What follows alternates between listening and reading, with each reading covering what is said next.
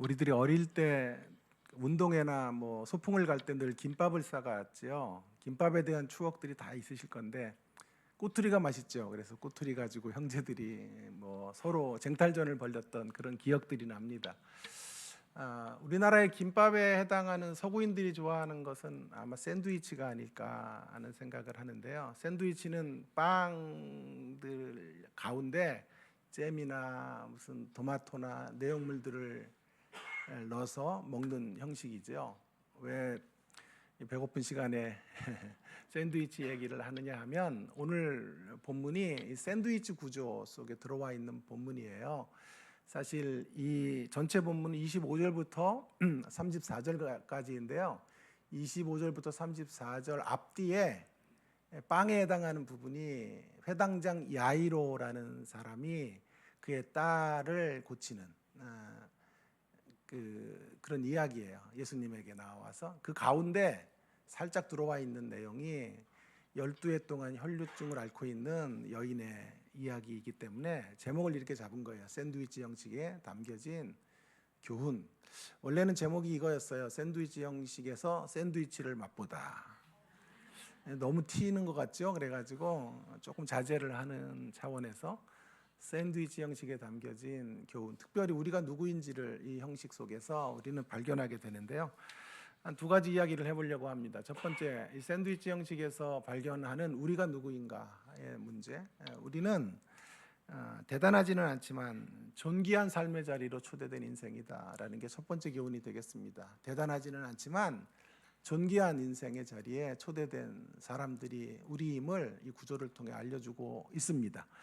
오늘 본문의 이 주인공은 12해 동안 혈류증을 앓고 있는 여인인데요. 그녀의 모습은 우리의 모습을 반사하고 투영하고 있다고 말해도 되겠습니다. 그런데 그녀는 뭐 대단한 사람이 아닙니다. 아니, 대단하지 않다는 정도가 아니라 참 초라하고 약한 존재로 성경은 그녀를 그리고 있습니다. 혈류병을 앓고 있죠. 혈류병이란 피가 멈추지 않는 병입니다. 그리고 그 병을 고치기 위해 전 재산을 다 허비했지만 고칠 수 없었습니다. 여러분, 치료비가 엄청나게 많이 드는 거죠. 26절에 보시면 본문, 치료비 때문에 재산을 다 탕진했고 그러나 여전히 몸은 더 망가져 버릴 대로 망가져 버리고 말았습니다. 얼마나 가련한 존재인지 모르겠습니다. 뿐만 아니라 그녀가 지금 앓고 있는 병은 그 당대의 사람들에게는 불결한 병입니다. 한마디로 하나님의 저주 때문에 받게 된 병이라는 생각들을 하고 있었습니다. 그러니 이 여인을 향해 갖고 있는 시대의 편견이라는 게 어떤 것인지는 길게 설명할 필요가 없을 것입니다. 그녀는 살았다는 이름을 가지고 있으나 실상은 죽은 것과 방불한 인생이라고 말해도 과한 이야기가 아닙니다. 특히 샌드위치 구조 앞뒤를 싸고 있는, 그리고 거기에 등장하는 한 사람, 회당장 야이로라는 사람과 비교해 보면 이 여인의 초라함이 더욱 드러나고 있습니다. 여러분, 22절에 보면, 본문 22절에 보시면 야이로라는 사람이 등장하는데 그의 직함까지 말하고 있죠. 회당장이라고 말합니다. 상당히 높은 수준의 사회적인 지위와 권한을 가지고 있는, 존경받는 위치에 있는 사람, 그리고 그의 이름까지 말해요. 회당장 야이로라는 이름까지 말해주고 있지 않습니까? 그런데 오늘 본문의 주인공인 혈류증 앓고 있는 여인은 이름이 없어요. 이름이 소개되어져 있지 않아요. 마치 이 두 사람의 차이가 얼마나 큰지를 독자들에게 알려주려는 의도가 여기 있다고 생각이 듭니다. 야이로는 회당장이라는 말로 수식되어지고 당당한 자기의 이름을 내놓을 수 있는 사람입니다. 반면에 혈류증을 앓고 있는 이 여인은 그저 곤고한 삶의 자리에 있다는 것이실 뿐 그녀의 이름조차도 꺼낼 수 없는 존재로 기록이 되어져 있는 거죠. 무명의 존재다라는 말이 정확한 표현이 되겠습니다. 두 사람의 신분과 지위의 차이가 얼마나 큰지를 우리에게 알려주려는 거죠. 더욱이 본문을 또 잘 보시면요, 본문의 이야기는요, 사회적으로 굉장히 큰 권력을, 힘을 갖고 있는 야이로라는 사람과 주님이 먼저 대화를 나누고 있는 자리에 야이로가 그녀의 딸이 위중한 병에 있었거든요. 그래서 그 문제를 주님에게 간청하고 있는 그 긴박한 대화 속에 사실 혈류증을 앓고 있는 여인의 이야기가 끼어 들어온 거예요. 불쑥 그녀가 방해를 하고 있는 거죠. 다른 사람의 이야기를 가로막고 서서 그렇게 자신의 억울한 한을, 자신의 질병의 문제를 주님께 아뢰고 있는 것입니다. 마치 이런 거죠. 현대화시키면 제가 저희 학교 총장님과 길에서 대화를 하고 있어요. 아주 심각한 대화를, 긴급한 대화를 나누는데 학생 하나가, 제 수업을 듣는 학생 하나가 그 긴박한 대화 속에 끼어든 거예요. 저는 총장님이 너무 어려워가지고 진땀을 빼면서 대화를 하고 있는데 학생이 끼어들어와서 잠깐 제 얘기를 들어달라고 하면서 이번 중간고사 왜 성적이 이렇게밖에 안 좋냐 이야기하는 것과 같아요. 12의 병을 앓고 있는 여인이 바로 그런 모습으로 지금 대단한 사람들의 이야기 속에 끼어들어와 있는 거죠. 월터 브루그만이라고 하는 천재 신학자, 구약의 신학자인데요. 그는 이 대목을 놓치지 않고 이렇게 설명했더군요. 지금 이 여인은 일종의 침입자다. 거대한 이야기 속에 들어와 있는, 끼어 있는 이야기로 이 여인의 이야기가 소개되어져 있다. 그러면서 이 여인의 이야기를 우리의 모습으로 투영해 가고 있는 것을 보게 됩니다. 우리 대부분은 회당장 야이로가 아닙니다. 오히려 우리는 대단한 사람들 옆에 변변한 이력을 내놓을 수 없는 한없이 초라한 인생일 뿐입니다. 우리 대부분은 세계를 움직이는 거대한 힘이 아니에요. 우리 대부분은 트럼프 같은 존재가 아니에요. 관세를 막 20%씩 30%씩 매길 수 있는, 정신이 없어요. 그 사람만 생각하면. 몸도 아픈데 맨날 뭐.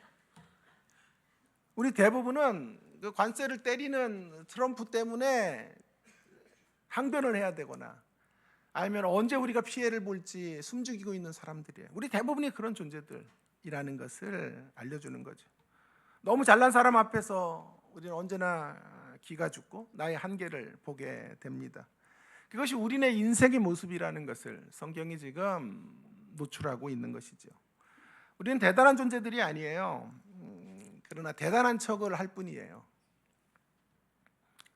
대단한 인생처럼 우리를 포장하고 사람들 앞에 그렇게 드러내기를 원하는 사람들이에요. 그래서 아담처럼 늘 우리는 허상의 나뭇잎 치마를 걸치고 살아가는 거예요. 대단한 계급장을 달고 있는 이력 없는 이력들을 다 끌어다가 우리의 이력을 소개하는 그런 존재로 이 땅을 살아가고 있지는 않아요?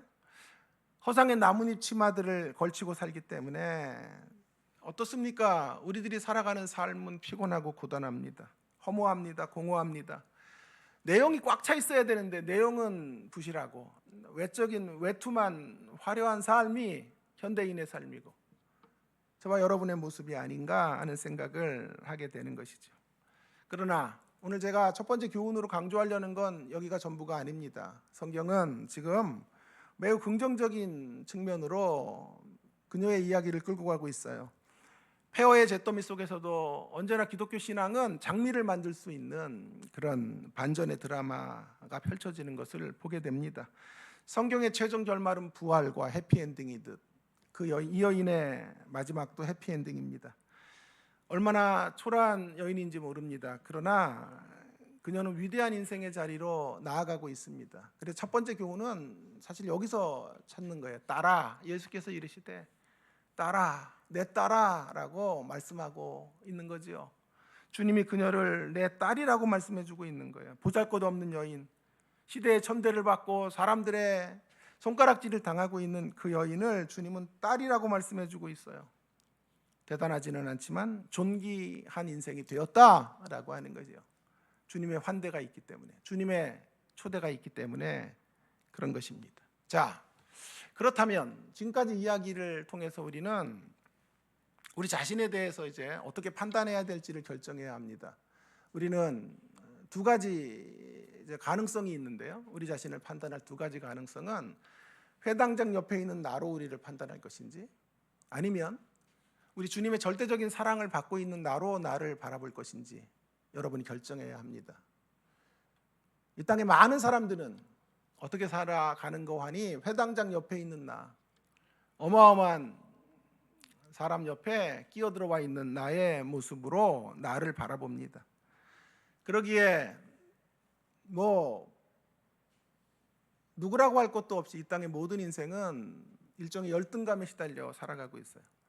놀라운 건 잘난 사람들일수록 더 열등감이 심해요. 저희 집이 한때는 서울대 앞에 살았는데 저는 그 서울대 앞에 사진 찍는 것도 너무 감격스러워요. 근데 거기 들어가가지고 열등의식을 느끼고 사진만 찍어도 감사한데, 그런데 그 학교를 나왔는데도, 그 학교를 다니는데도 극단적 선택을 하는 이들이 종종 있지요. 그만큼 우리가 해결할 수 없는 인생의 한 가지 문제가 바로 이 열등의식이라는 문제예요. 왜 그래요? 회당장, 언제나 나보다 더 잘난 회당장이 옆에 있기 때문에, 회당장 야이로 앞에 초라한 모습으로 서 있는 나의 몰골들을 바라보기 때문에 그렇습니다. 늘 자신감이 없지요. 그리고 우리의 가능성을 사장해서 마치 한 달란트 받은 사람처럼 그 달란트를 땅에 묻는 저희들의 모습들을 보는 거죠. 그러기에 온통 이 땅은 이 열등의식의 환자들이 아우성치는 소리, 탄식의 소리로 가득 차고 있어요. 자, 우리는 이런 삶의 자리에서 우리를 발견해서는 안 되겠어요. 오늘 성경은 우리에게 우리를 발견할 수 있는 진짜 길이 어떤 것인지를 알려주고 있죠. 우리는 우리 자신을 주님의 절대적인 사랑과 대접 속에 있는 존재로 발견하고 살아가야 하는 것입니다. 그러기 위해서 늘 우리 기존에 한 가지 음성이 들려야 돼요. 내 딸아, 말씀하시는 주님의 음성에 늘 민감하시고 반응하시는 우리가 되기를 간절히 바랍니다. 여러분, 주님은 우리가 반듯할 때만 오셔서 내 딸아, 내 아들아 말씀하시는 분이 아니에요. 제가 사실 이 대목을 쓰다가 울컥했는데요, 우리가 실패하고 누더기 될 때 더 강력한 음성을 바라시고 더 세밀한 손길로 우리 가운데 오셔서 우리를 인정하시며 우리에게 내 딸아, 내 아들아 라고 말씀해 주시는 분이에요. 우리가 잘 나가고 우리가 강건할 때만 오셔서 내 아들아, 내 딸하고 말씀하시는 분이 아니라 우리가 병들었을 때, 제가 병들어 보니까 그 병들었을 때 더 섬세한 손길로 내게 오셔서 내 아들아, 내 딸아 말씀해 주시더군요. 그분이 우리 주님이세요. 날마다 이 주님을 만나 이 절대적인 사랑의 가치 안에서 내가 꽃 피어질 수 있다면, 피어날 수 있다면 우리는 열등의식의 한계를 뛰어넘을 수 있는 유일한 사람들이 되는 거예요. 그래서 저는 늘 이렇게 주장해요. 이 땅에 열등의식을 잡을 수 있는 유일한 대안적 세력은 성도들이고 교회예요. 예수의 사람들만, 예수님의 자녀들만 열등의식을 넘어설 수 있어요. 왜냐하면 이 어마어마한 사랑, 오늘 12의 혈루증을 앓고 있는 이 여인에게 임했던 그 어마어마한 사랑이, 동일한 사랑이 우리 가운데도 임해 있기 때문에 세상 누구와도 비교당하거나 비교할 필요가 없는 생애들이기 때문에 이 절대적 사랑의 가치 앞에 상대적 사랑의 가치, 상대적인 대접 같은 것들은 중요하지 않기 때문에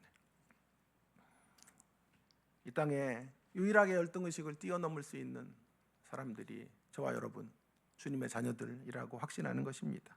사랑하는 성도 여러분, 이 시간 우리에게 다시 오셔서 내 아들아, 내 딸아 부르시는 주님의 음성을 다시 듣게 되어지는 우리가 되기를 간절히 바랍니다.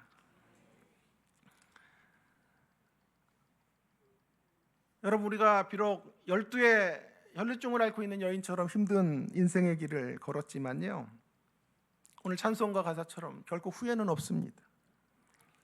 그 과정에서, 그 힘든 언덕길을 건너오는 과정에서 주님을 만났기 때문에 그렇습니다. 여전히 우리의 삶에 어려움도 있고 곤고함도 있고 연약함도 있지만, 그러나 우리는 힘을 낼 수 있습니다. 그 가파른 언덕길을 힘겨워 주저앉고 있을 때 주님이 오셔서 우리의 귓전에 말씀하시거든요. 내 딸아, 그렇게 말씀하시며 바카스 한 병을 건네주시니까 웃지도 않네요. 자, 여기다 적어놨어요. 안 웃으면 어쩌나 이렇게 적어놨는데, 그렇기 때문에 그 주님의 위로와 격려의 메시지를 받고 우리는 일어설 수 있는 거예요. 날마다 주님 안에서 이렇게 나를 발견하고 그분의 음성을 지팡이 삼아 일어서시는 우리가 되었으면 좋겠습니다. 그렇게 일어서야 되는 이유가 있다면 그렇게 일어설 수 있어야 우리가 다른 이들을 일으켜 줄 수 있기 때문에 그렇습니다. 우리의 사명은 우리 주변에 연약한 12의 혈루증을 앓고 있는 사람들과 같은 존재들을 일으켜 세우는 거예요. 우리 그 사역을 감당하라고 주님으로부터 부름을 받고 이 어마어마한 사랑 빚진 자로 우리가 이 땅을 살아가는 존재들이에요. 이런 말씀을 드리면 자꾸만 거창한 생각들을 해요. 거창한 남을 돕는 프로젝트나 사역들을 해야 되는 것 아닌가 하는 그런 거창병에 걸린 분들이 많은데요. 아닙니다. 주님은 우리의 재산을 다 팔아서 구제하라고 말씀하시지 않았어요. 모두 신앙이 어느 정도 되면 신학교에 오거라 그렇게 말씀하시지도 않았어요. 그래야만 하나님의 일을 할 수 있다고 생각하는 건 잘못된 것입니다. 주님을 보세요. 주님은 대단한 분이시지만 그러나 그렇다고 대단한 사람만 상대하지 않았어요. 회당장 야이로만 상대하지 않았습니다. 시대의 영웅들을 만나는 일에만 스케줄을 가득 채우지 않았어요. 그랬으면 야이로만 만나야죠. 중간에 침입자처럼 끼어들어와 있는 이 여인을 호되게 야단쳐서 돌려보내야죠. 왜 이렇게 무례한가? 꾸중했을지도 몰라요. 우리 같았으면 그랬을지 몰라요. 그러나 우리 주님은 회당장 야이로와의 이 만남의 시간들 안에 끼어들어와 있는 이 침입자의 이야기를 귀담아 들으시고 힘있고 능력 있는 사람들과의 이야기를 잠시 멈춘 채 가슴이 아픈 한 여인의 사연들을 들으시고 그 여인의 아픔을 치료하시는 자리로 나아가고 있는 것을 보게 됩니다.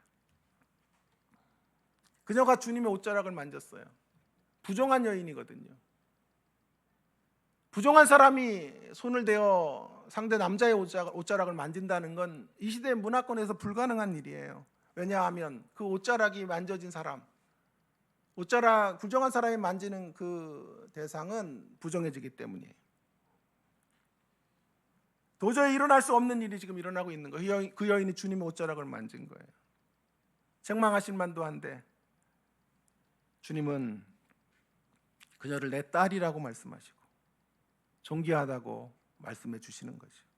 이것이 우리 주님이 보여주신 모습이고 우리를 향한 무언의 당부의 모습인 거예요. 우리도 그렇게 살아야 된다는 말이에요. 이 사실을 알았기에 일찍이 깨달았던 마더 테레사 수녀는 이렇게 멋진 말을 했어요. 제가 마더 테레사와 저와의 공통점이 하나 있어요. 어록이 많아요. 그런데 그 중에 제가 제일 좋아하는 어록이 이거예요. 마더 테레사님의 어록이 이거예요. 하나님을 위해 큰 일을 하려고 하지 말고 작은 일을 큰 사랑으로 해라. 멋진 말이죠. 하나님을 위해 큰 일을 하려고 하지 말고 작은 일이 주어졌어도 큰 사랑으로 하면 되는 거예요. 그게 바로 우리 주님의 모습이에요. 우리 주님은 영웅적인 업적을 이루기 위해 이 땅에 오신 분이 아니에요. 오히려 초라한 인생들을 큰 사랑으로 대접하기 위해, 큰 사랑으로 영접해 주시기 위해 오신 분이에요. 오늘 이 샌드위치 구조 속에 우리 가운데 말씀해 주시는 이 첫 번째 메시지가 바로 이런 거죠. 우리는 비록 초라하지만 존귀한 자다. 왜? 우리 같이 초라한 인생들을 주님이 큰 사랑으로 대접해 주셨기 때문에 그렇습니다. 만일 주님이 슈퍼스타들을 만나는 일에 관심이 집중되어 있었다면, 큰 일을 하기에 올인하셨다면, 위대한 사람들을 그들과의 교제만을 꿈꾸셨다면 우리는 이 자리에 서 있지 못했을 것입니다. 그러나 큰 사랑으로 작은 일, 작은 자를 귀하게 여기시는 주님으로 인해 우리 지금 여기에 주님의 자녀라는 이름으로 예배하고 있는 존재들이 된 것입니다. 작은 저와 여러분이 큰 자가 된 거예요. 주님의 큰 사랑으로 말이에요. 하나님의 나라는 야심찬 어떤 거대한 일을 꿈꾸는 사람들에 의해서 이루어지고 있지 않아요. 일상의 자리에서 작은 일을 큰 사랑으로 감당하는 사람들을 통해 주의 나라가 펼쳐져 가게 되는 것입니다. 주님은 우리에게 슈퍼사도가 되라고 말하지 않아요. 슈퍼맨이 되라고 말씀하시지 않았어요. 큰 야망을 가지라고도 말씀하시지 않아요. 오히려 우리 주님은 일상의 정원을 큰 사랑으로 가꾸는 사람이 되라 말씀하고 있어요. 이거 제 오르기예요, 이거는요. 일상의 정원을 큰 사랑으로 가꾸라. 비슷하죠? 웃으려면 좀 웃고요. 진땀이 나네 이렇게.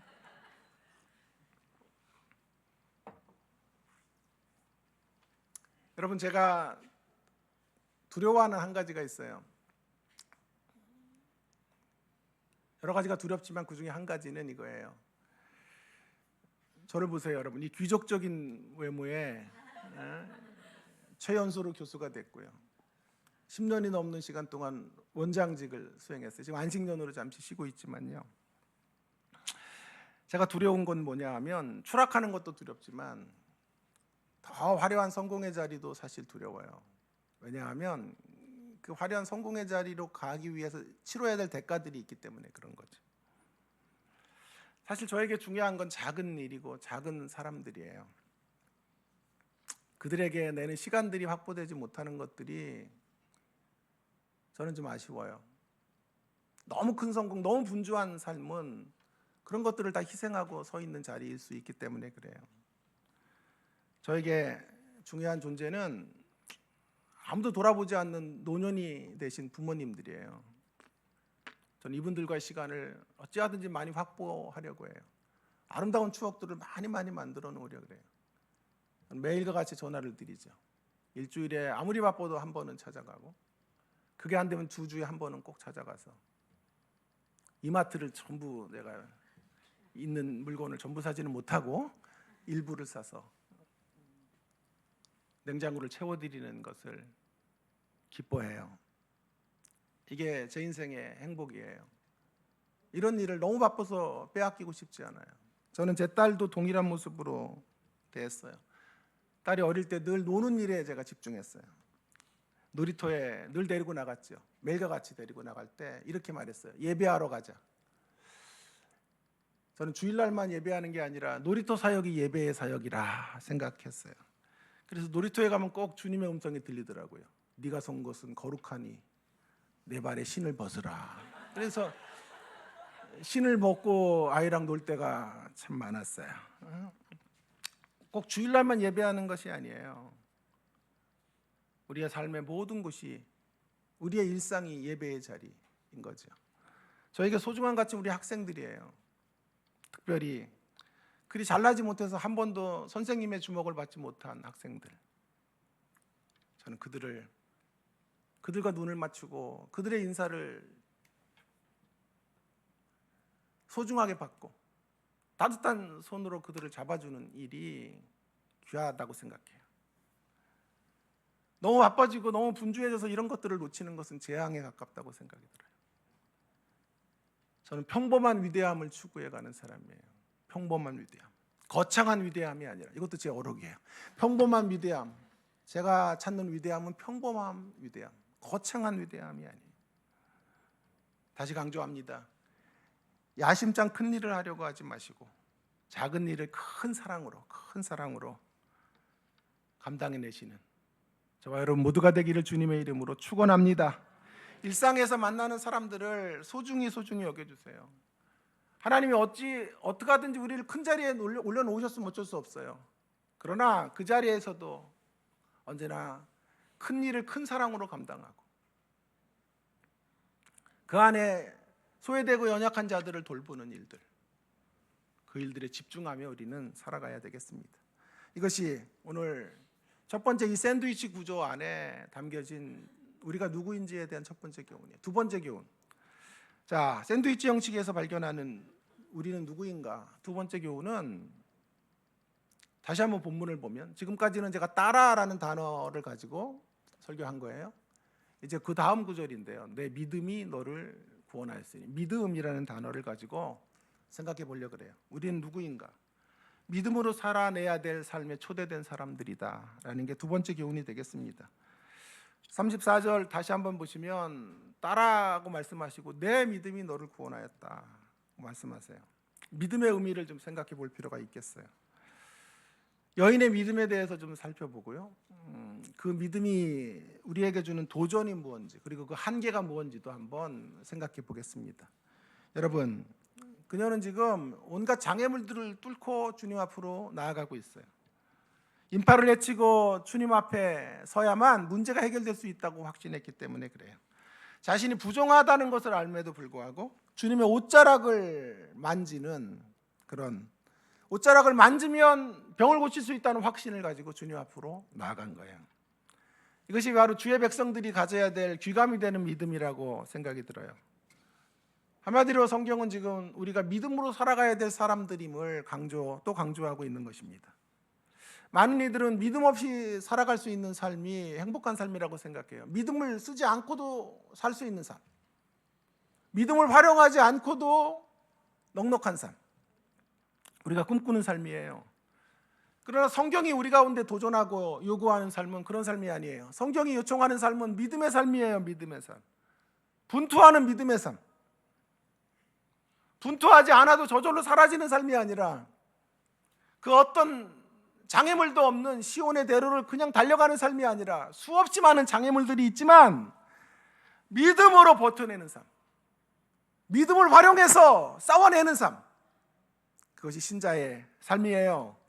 믿음은 그저 천국에 들어갈 때 주님 앞에 보여주는 패스포드가 아니에요. 믿음 여권 우리는 갖고 있는 게 아니에요. 천국에 들어갈 입장 티켓으로 믿음이 주어진 것이 아니었습니다. 믿음은 이 땅을 살아가는 삶의 방편으로 주신 거예요. 믿음으로 버티고 믿음으로 살아내고 믿음으로 승리해 가야 되는 것입니다. 믿음의 용량을 키워야 되는 것입니다. 믿음의 근육을 강화시켜야 돼요. 많은 이들은 믿음을 선반 위에 올려두고 살아요. 아니요, 선반 위에 있는 믿음을 꺼내셔야 돼요. 믿음을 근력이라고 말한다면 근력을 강화시켜야 돼요. 어떻게 강화될까요? 근력이 믿음을 사용해야 돼요. 믿음을 사용해요. 어떤 자리에서요? 열등의식이 가득하고 온갖 질병에 노출되고 여러 가지 시련과 어려움이 있고 상황이 암울한 곳에서 믿음을 발휘하는 거예요. 믿음으로 일어서는 거예요. 믿음으로 전진해 가는 것입니다.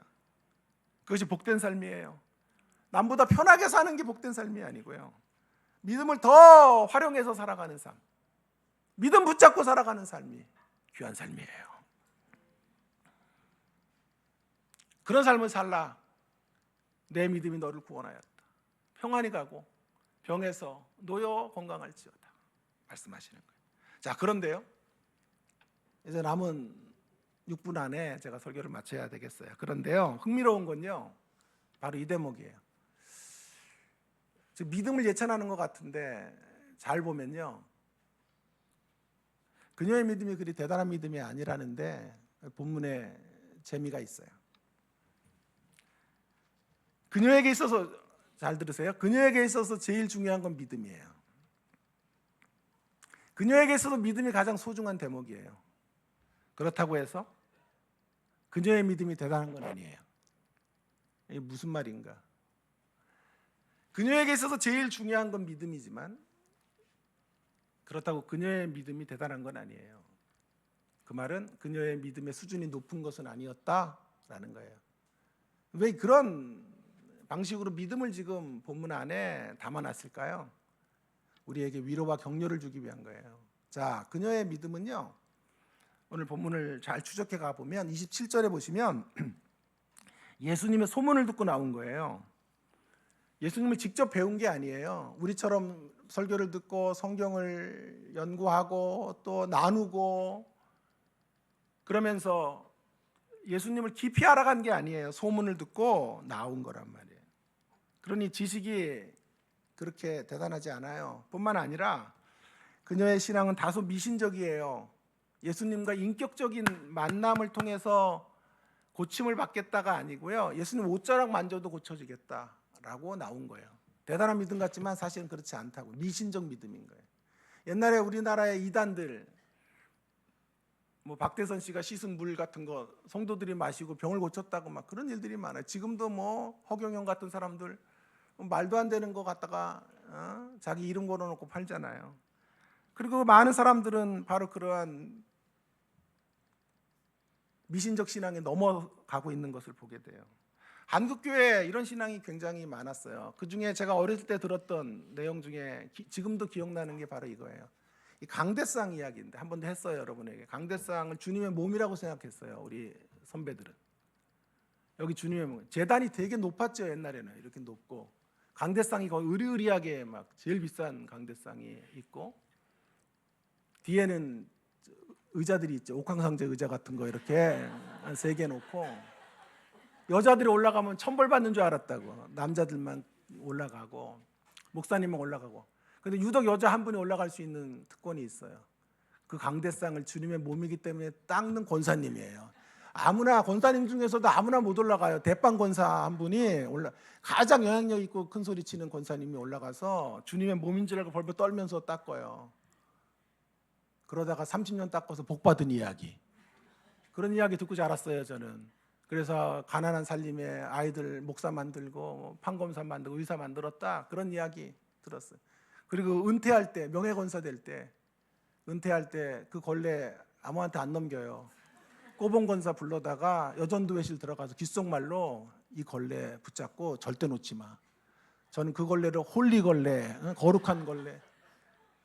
그리고 5년만 닦아봐. 5년 닦으면 복 받을 거야. 그래서 또 5년 닦아서 복 받은 이야기 간증 들으면서 자랐어요. 여러분, 저는 그분들 진짜 복 받았다고 생각해요. 그러나 그녀들의, 그 권사님들의 믿음이 높은 건 아니에요. 뭐 이게 주님의 몸 아니잖아요.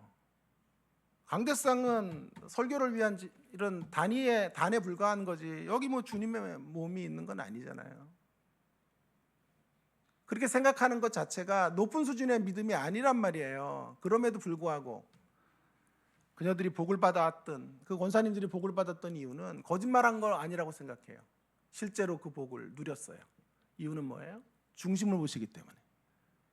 주님에 대한 사랑의 표현이 그거밖에 없었어요. 주님을 아는 지식이 미쳐냈기 때문에 그런 모습으로 주님의 몸을 닦아서 복 받았다고 생각한 거지. 오늘 이 여인의 믿음도 마찬가지예요. 내 믿음이 너를 구원했다 그러니까 어마어마한 믿음이 있었다라고 설명하면 본문을 잘못 읽은 거예요. 잘 보시면 그녀의 믿음이 대단한 믿음이 아니었어요. 미신적 믿음이 섞여 있는 그런 믿음의 행동이었단 말이에요. 그럼에도 불구하고 그 믿음을 가지고 구원에 이르렀고 병을 고쳤고 평안의 자리로 나아가게 되었다, 성경이 말하는 거예요. 그래서 저는 곰곰이 묵상했어요, 이 부분을. 첫 번째 대지는 따라에서 잡았고 두 번째 대지는 믿음에서 잡았는데, 이 믿음이 그저 대단한 믿음이다 라고 설명하고 끝나면 좋았을 것 같은데 성경은 그렇게 이야기하지 않았기 때문에 저의 고민이, 이걸 어떻게 설명할 필요가 있을까? 온전한 믿음으로 나오라, 그러면 더 좋을 것 같은데 그러지 않았거든요. 그래서 고민하고 있는데 이런 문구가 떠올랐어요. 들어보세요. 오늘 본문을 정리하는 한 문구가 이거예요. 우리에게 필요한 것은 하나님을 향한 큰 믿음이 아니라 크신 하나님에 대한 믿음입니다. 멋진 말이죠. 멋진 어록이죠. 우리에게 필요한 건 하나님을 향한 큰 믿음이 아니라 크신 하나님에 대한 믿음이에요. 이거 제가 했으면 얼마나 좋아요. 제게 아니고요. 톰 라이시라고 하는 유명한 신학자의 말이에요. 우리에게 필요한 건 큰 믿음이 아니에요. 큰 믿음이면 얼마나 좋아요. 그리고 우리 모두는 다 큰 믿음으로 나갈 수 없어요. 큰 믿음으로 나올 수 있는 사람들이 거의 없단 말이에요. 그러나 크신 하나님에 대한 믿음으로 나오면 되는 거예요. 그래서 어느 분은 이 여인의 믿음을 가냘픈 믿음, 어떤 믿음이요? 가냘픈 믿음. 가냘픈 믿음으로 주님 앞에 나온 거예요.